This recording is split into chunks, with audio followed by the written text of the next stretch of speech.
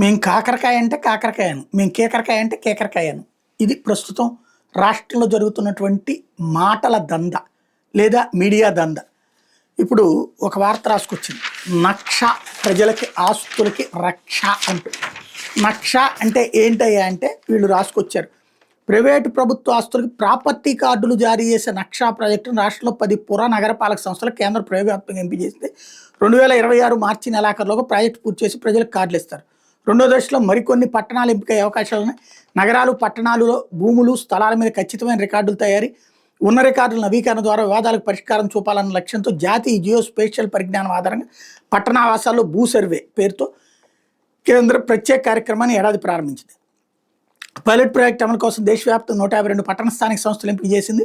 194 కోట్లు కేటాయించింది. రాష్ట్రంలో ఒంగోలు, అనంతపురం, గుంటూరు, నెల్లూరు, కర్నూలు, కాకినాడ, ఏలూరు, తిరుపతి, మంగళగిరి, తాడేపల్లి నగరపాలక సంస్థలతో పాటు కుప్పం పురపాలక సంఘాన్ని తొలి విడతలో కేంద్రం ఎంపిక చేసింది. వీటిలో 524 చదరపు కిలోమీటర్ల ప్రాంతాన్ని ఏరియల్ సర్వే చేసి 9.5 లక్షల ఆస్తుల్ని మ్యాపింగ్ చేసి డిజిటలైజ్ చేయబోతున్నారు. ఇది దీంట్లో పేరు మార్చడం ఎందుకు? కేంద్ర ప్రభుత్వ పథకం అది.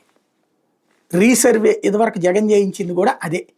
రీసర్వే చేసి భూ హక్కు కార్డు అన్నటువంటి, అప్పుడు అది బూతు కింద ఎవడు రీసర్వే చేయించుకోవద్దు, తిరగబడండి, తన్నేయండి అని చెప్పారు. అందులో జగన్ చేసిన తప్పు, ఆ రాళ్ల మీద తన బొమ్మ, పాస్బుక్ మీద తన బొమ్మ, అది తీసేసి చేస్తున్నారు. రీసర్వే అయితే ఆగదు, నేను ఆ రోజునే చెప్పా. అదే ఇప్పుడు కొత్త పేరుతో నడుపుతున్నారు.